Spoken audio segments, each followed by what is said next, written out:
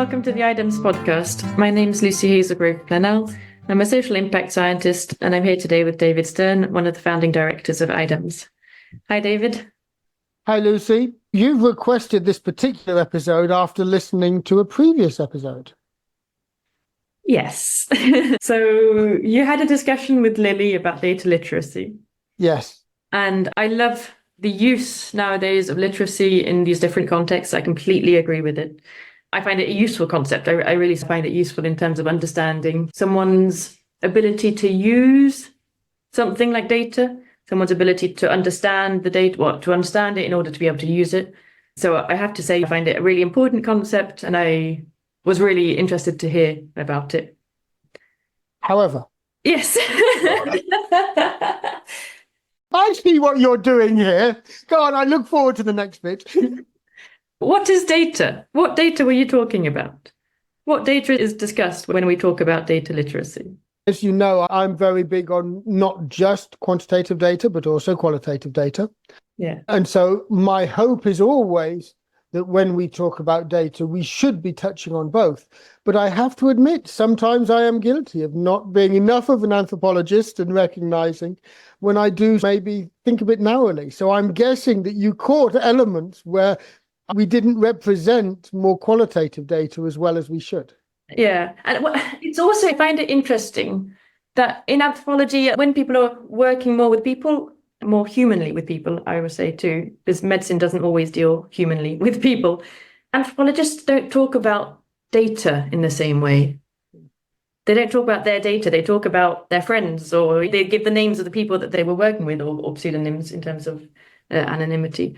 So I have a sort of question about how can we talk about data literacy, which includes these other attitudes towards data. Also, I just want... Can I just come in here on two things quickly? One, I couldn't agree with you more, and I don't know how to do this. So I'm really happy that you've picked this up and you're challenging me on it. I don't mean to challenge. I want to have a conversation about it. I'm in the dark because I don't understand what it is that was said that caught you wrong or that has led to this, or what was missing. It's not a challenge. It's more a discussion, a follow-up discussion, because there's nothing in particular that was said. I'm not cross about it, but I find it interesting.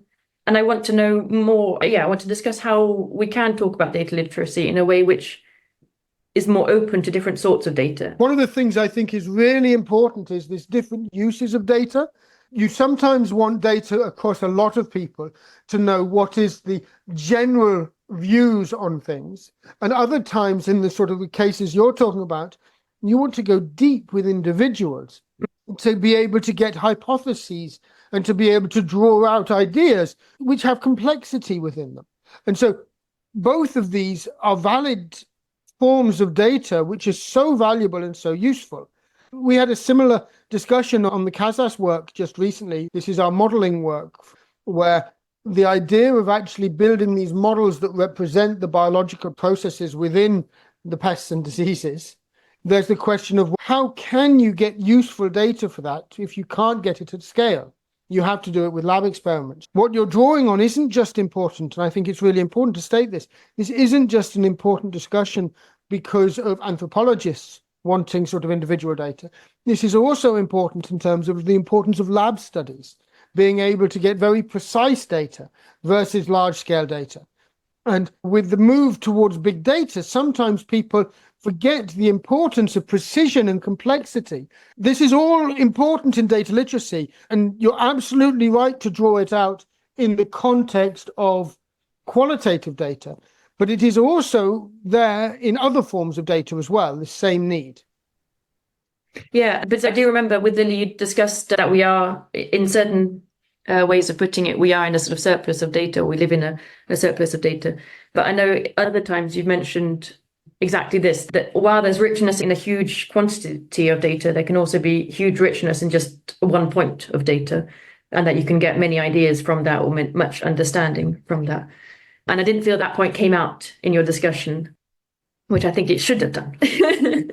And I'm so glad you've brought this up, and this is exactly where these episodes, I'm glad they are leading to this discussion. So yes, I think one of the things there which is so important is, and it rattles me a bit when I hear the experts in AI discussing full automation in different ways, where this importance of the individual data points or data scenarios and that diversity that's created in different ways, there are elements of this where this is very human in terms of societies.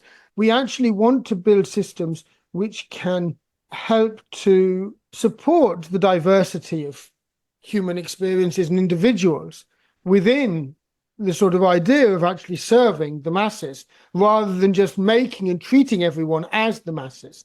That combination of individuality versus collectivity is so important. And I find it very ironic that the people who are advocating for these big AI systems and so on are claiming to do so often in the case of individuality, when actually what they're supporting is the collective voice. And actually, it's individuals who are using their privilege of individuality, promoting something which is suppressing other people's individuality in interesting ways. And it's not suppressing it often because they're willingly suppressing it. It's suppressing it because they don't understand well enough this balance and the difficulties between the different types of data, the importance of the small qualitative data and how that needs to be treated and elevated at times versus the big quantitative data at times. It's not as simple as it's never black and white on this. And that ties into the other point I wanted to discuss, which is variability. Because in working with statisticians, I have come to understand in the last couple of years that one of the big problems is people not wanting to explore or not understanding that variability is an interesting thing and that we need to understand why there are different, I can't think of an example. What the sources of variability are, how you can account for that variability. Yeah, and it's something that isn't talked about. It's not talked about in the same way in qualitative research. It's not in the ones that I've followed. I'm wondering if there's something that can be improved in how qualitative researchers are trained in terms of thinking of it more in terms of variability. For example, in working with people, you tend to want to try and find out if they're saying it for a reason, or if they're trying to manipulate the researcher, or if there's other reason why they're saying it. Is the same idea of variability, is it just the context in which the person is saying it? I'm wondering if it's useful even to talk about variability. But I think that what you're highlighting there is exactly that same search for the source of variability. If this person is saying it, what are the reasons behind why they're saying it? Is it that everybody would be saying the same thing? Is it that they're saying it and they're saying it for a reason that you can understand? Or is it that they're saying it because it's what they believe and who they are, and they are different to who other people are? Yeah. And so that's natural variability. What you're describing is exactly how I would argue this deep data literacy around variability could help. And I want to be really clear, variability is a hard concept for humans to understand. And I don't think this is by chance. I think that there is something biological about how our brains work, where we're looking for certainty. There was this amazing event I went to a few years back by people who called themselves the uncertainty experts. And there's a book on this and they run some trainings and the rest of it. But I think the essence behind what they said is that ability to actually be comfortable in uncertainty. This is a learned trait, and actually a lot of successful people have it. That actually it's somehow very human to look for certainty. But the ability to be comfortable in the absence of certainty is like a superpower. What do I mean by that? I don't mean that you suddenly become Superman. It enables you to achieve more because actually we don't live in a certain world in any shape or form. There's always variability. Variability is all around us. Yeah.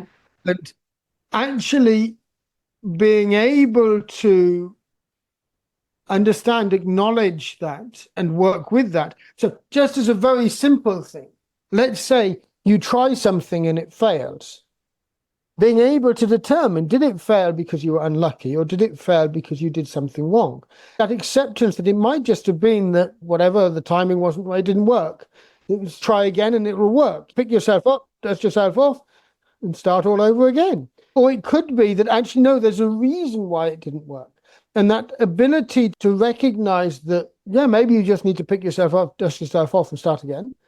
Or maybe you need to actually reconsider how you do it.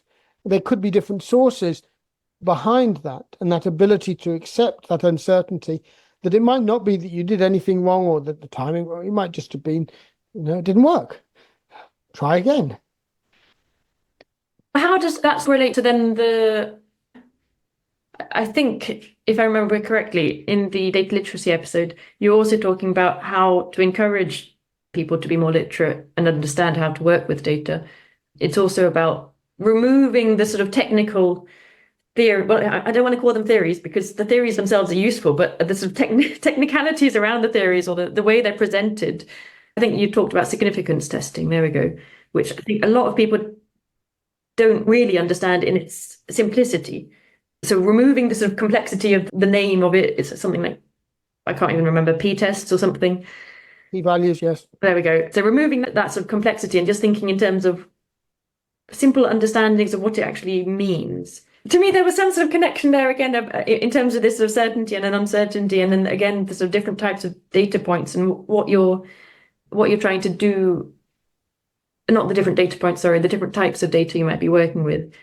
I think the example that I think you're leading towards is we should be having people just having exposure to elements of qualitative data in such a way to build some of these instincts that you're talking about, and then to be able to join the links between, okay, if what I'm doing in these personal interviews is I'm getting that sort of deep, complex data, and that's then when I need to question these different things, then you should be asking the same sort of questions of other data and vice versa.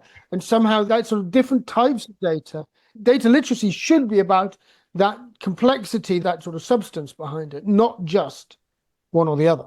Yeah, exactly. I think that there's the same processes that go on in different types of data or different forms of data, but they're explained differently in the different disciplines or something. And I think there's a lot that can be improved there.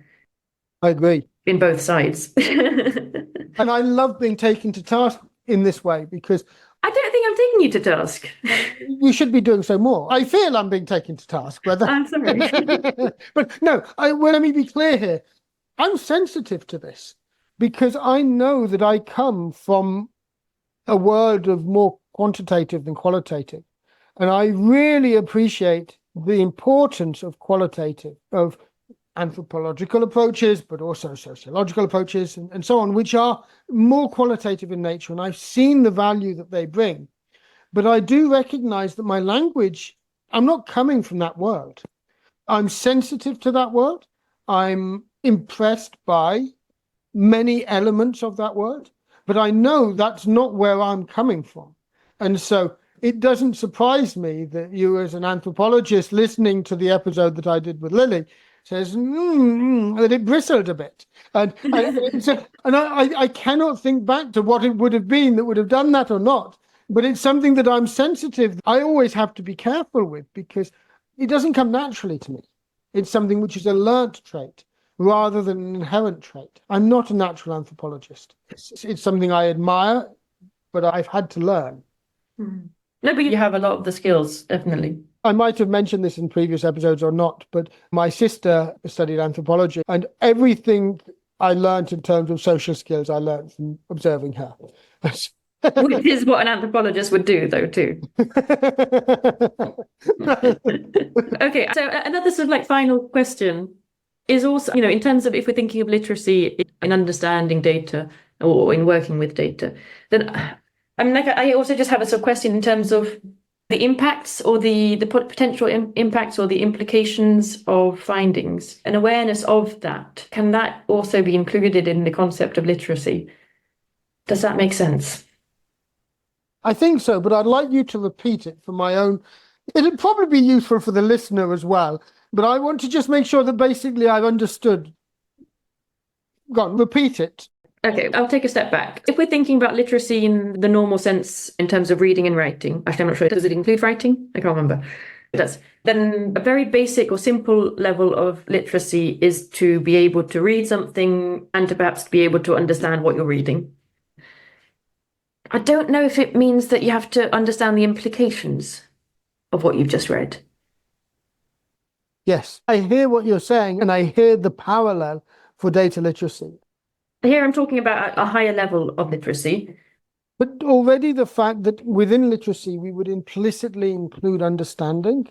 And understanding does imply, in the context of data at least, understanding of implications around validity and this sort of thing. So I think the fact that you use the word understanding what you read, Yep. which I think nobody would dispute is an element of literacy. And I've heard people talk about data literacy in many different ways. And most people I know who think about this quite deeply don't consider this as a bar you jump over. They consider it as a journey you're on. Absolutely. And I still remember, if I think about my own actual literacy, I was very fortunate. I was in the French system at school. And very near the end of school, I finally understood why literature was interesting. If I'd gone through the British system, I'd have done double maths, physics, chemistry at A level, and I wouldn't have had the same breadth. But studying what was essentially French literature at the equivalent of A level, I suppose it was the equivalent of AS level because it wasn't my major subject.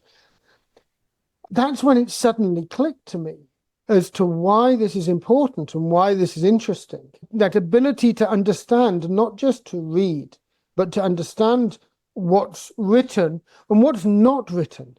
Exactly. Well, and that comes in, so you were up until sort of you're 15 or something, you were literate, but you didn't have that additional understanding. And I do like the way of thinking about this. It's not just understanding what is there, but also being able to read between the lines a little bit. Yeah. And the same is true of data. High levels of data literacy, you've got to be able to read between the lines of what's not there. What data isn't there? What might be missing? Whose voice might not be being heard because of the nature of the data collection or something like this? That, to me, is definitely part of what I would consider data literacy. And I would argue there is a parallel with understanding literature and understanding the value of literature. To be able to expose not just by what is there, but what isn't there and what's implicit or missing or needs to be read between the lines, the symbolism and so on. So I think there is a parallel there. And I think, as you say, the concept of literacy and data literacy is a very powerful concept. I wish I could spend more of my time on it, to be honest. It's one of those things that what would the world look like if we had a high, if we think about the transition from a population which is broadly illiterate to a population which is broadly literate. And we now think about the fact, broadly, our populations are data illiterate. We have a few exceptions who are really immersed in data in different ways. But as a population level, we have very low levels of data literacy. What would our societies look like if we actually had really high levels of data literacy? If we took data literacy as seriously as we took literacy? I don't know, but it's a nice thought experiment. It's a good place to win too. And I should be absolutely clear that, of course, in that data literacy, I am including qualitative data as well as quantitative, so that I don't get into trouble again. Thank you for this. Thank you, David. It's been interesting.